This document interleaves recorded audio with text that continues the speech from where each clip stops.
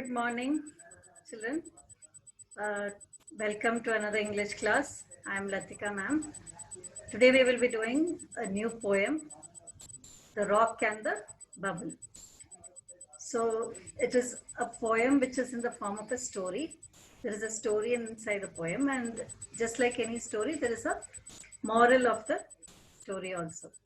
So the whole poem is as if the rock and the bubble are speaking to each other, and there are birds watching their conversation. So we will read a little about the poem. Louisa May Alcott is the poet of this poem. She was born, she lived from November 1832 to March 1888. She was an American novelist, short story writer, and poet. Louisa had 4 sisters. Her father was unable to support his family. Hence, the Alcotts were very poor. In her early years, Louisa worked at a variety of tasks to make money to help her family, including teaching, sewing, and housework. At 16, she began writing books and poems. Alcott wrote about her adolescence, growing up with her 3 sisters, in the book titled Little Women, published in 1868. It had sequels such as Little Men, published in 1871, and Joe's Boys in 1886. We had also learned, we had an abridged version of this Little Women in grade 5. You must have read about those 4 sisters and how they were gifting their neighbor for breakfast. So we read, you must have remembered that story which we did in last year's syllabus. So if you can, try to read that entire story, get hold of the storybook and read it. It's a very nice story which you will enjoy reading. So we will start reading the poem. The Rock and the Bubble by Louisa May Alcott. Oh, a bare brown rock stood up in the sea, the waves at its feet dancing merrily. So you can see there is figures of speech used here. You can see the picturization. You can see the rock actually standing in the middle of the sea, and the waves are dancing. This personification again giving life to waves as if they are people dancing at the feet of the rock. The little bubble once came sailing by, and thus to the rock did it gaily cry. So as these waves were dancing, suddenly a bubble approaches and speaks to the rock. And what does she say? Oh, clumsy brown stone, quick, make way for me. I am the fairest thing that floats on the sea. So from the tone you can make out it is a very proud and rude bubble. Okay, very lot of vanity in it. See my rainbow robe, see my crown of light, my glittering form so airy and bright. So it's giving a self-description about how beautiful she is, the bubble. Okay, so it is, all of you all must have seen the bubble, isn't it? When the light falls, you can see a lot of rainbow colors all over it. It looks very pretty. So, and it starts shining also when there is light passing through it. And so airy and bright because it is full of air. It is floating on top. Over the waters blue, see, I'm floating away to dance by the shore with foam and spray. So as it dances in the sea, the waves splash water in the form of a spray, and the rushing waves also makes foam. You've seen foam, isn't it? When you lather the soap, the lather that gathers on top, like foam. Now make way, for the waves are strong, and their rippling feet bear me fast along. So the waves will carry me away. So please make way, I want to pass. But the great rock stood straight up in the sea. It looked gravely down and said pleasantly, little friend, you must go some other way, for I have not stirred this many a long day. So I have been here for years and years, and I have not moved from here, and I cannot move today also. You must find some other way to pass. And he says it very gently to the proud bubble. Great billows have dashed and angry winds blown, but my sturdy form is not overthrown. So, great billows means great strong winds and um, waves have come and hit on my rock trying to move me, but nothing has moved me from this place which I have already occupied. But my sturdy form is not overthrown. So I am very strong and fixed in my place that I will not be moved by any strong force that is applied. Nothing can stir me in the air or sea. Then how can I move, little friend, for thee? So forces from the air, that is the strong winds have tried, forces from the sea, that is strong waves have tried to push me aside, but none of them were able to move me. Then how can you, a small little bubble, try to move me? Then the waves all laughed in their voices sweet, and the seabirds looked from their rocky sea. So the waves and the birds were listening to this conversation, and they found it very amusing that this little bubble thought that it could make this rock move aside for it to pass. So rocky seat, by that they mean that the seabirds have made their nests on the rocks, and they are sitting there and listening to this conversation. At the bubble gay who angry cried, while its round cheek glowed with a foolish pride. So the bubble is all angry and flushing with red with anger. So its round cheek glowed in the sunlight, and due to anger also the blood, maybe the color has gone red with anger. You shall move for me, and you shall not mock at the words I say, you ugly rough rock. So he is very angry and is becoming more rude to the rock. And he also is angry at the birds who are watching and laughing at him. Be silent, wild words. While stare you so, stop laughing, rude waves, and help me to go. So he's asking the birds to keep quiet, not laugh like this, and not sit and gape at him while he's talking to the rock. So he's saying instead, please help me to pass. For I am the queen of the ocean here, and this cruel stone cannot make me fear.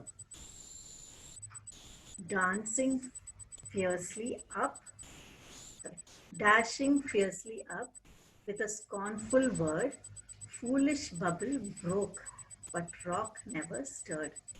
So she's getting more and more angry, and this she's accusing the stone of making fun of her, and she says, I will not be frightened by this rock. And saying that, she goes and crashes into the stone, trying to push it aside. But what happens? The foolish bubble bursts into 1,000 pieces.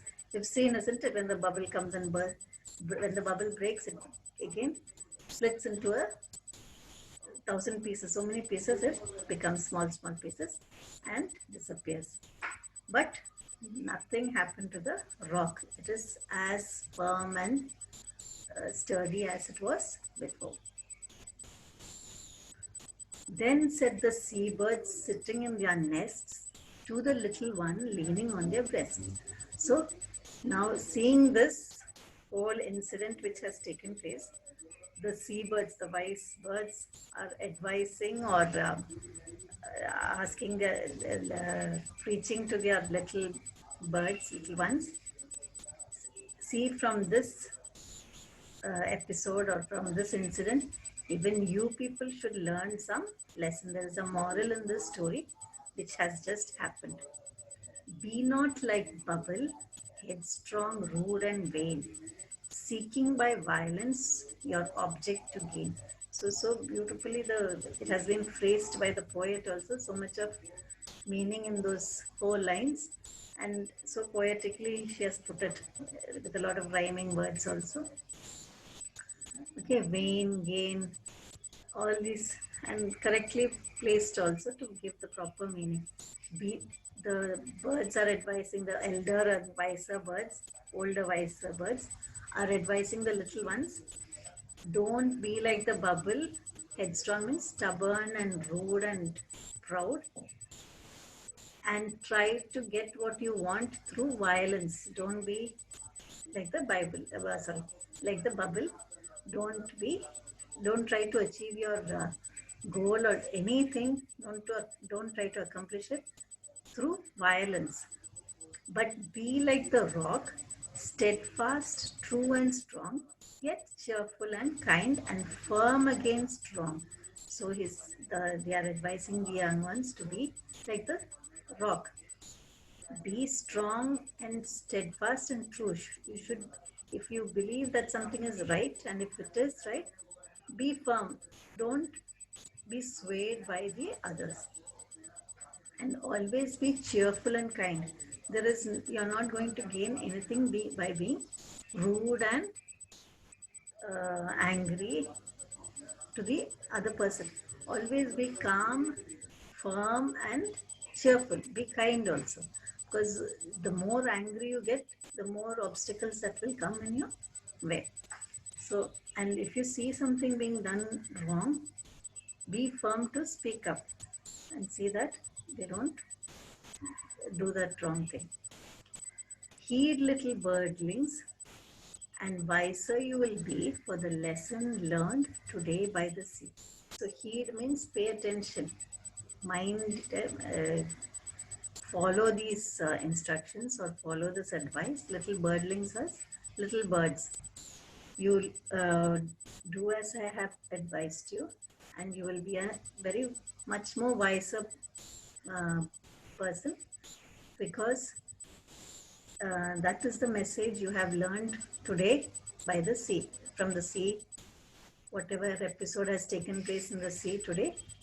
If you follow it and practice it and get the message that was conveyed, the better it will be for you. You will be a much more better and wiser person. So try to follow it. Be like the rock and don't be proud and vain like the bubble. Don't try to achieve things through violence. Nothing can be gained through violence. Only through loving and kind words can you achieve anything successfully. So that is the moral of the story. And the wiser and older birds are asking the little birdlings, or little birds, to follow these instructions or advice that has been given and which has taken place right before their eyes in the sea. So that brings us to the end of this poem explanation. Okay. So some word meanings are given here. If you're not able to understand the meanings, you can, and any other words also, you have to go home today and read the entire poem once more. And if there is any word that you don't understand or any stanza that you don't understand, mark it and we can discuss it again in the next class. So,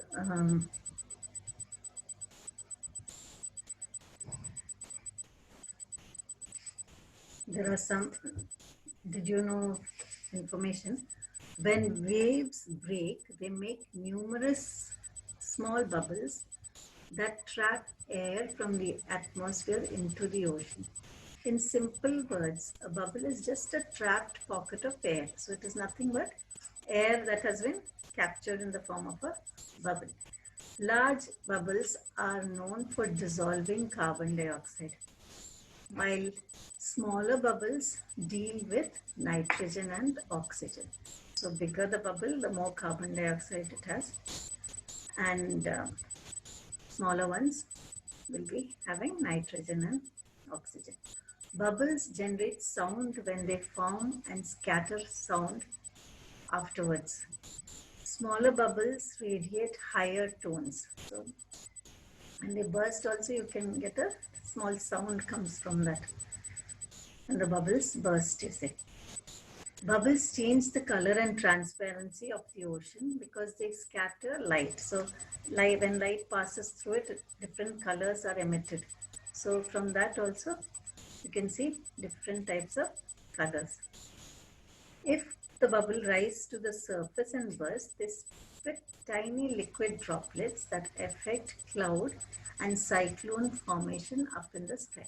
So if it rises to the top and then bursts, then it is affecting the cloud and cyclone. It contributes to that cloud formation also.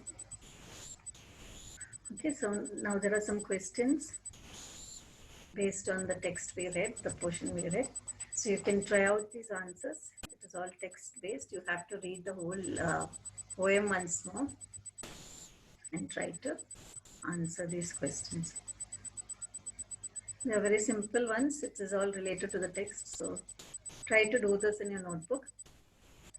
Okay, how does the bubble show its superiority to the brown rock? So all the description it gives about itself, that it is the queen of the ocean and how beautiful it is, how the rays of light make its crown glow. All those details you can write it in this answer. Okay. Now there is a little bit of grammar given here. Do as directed.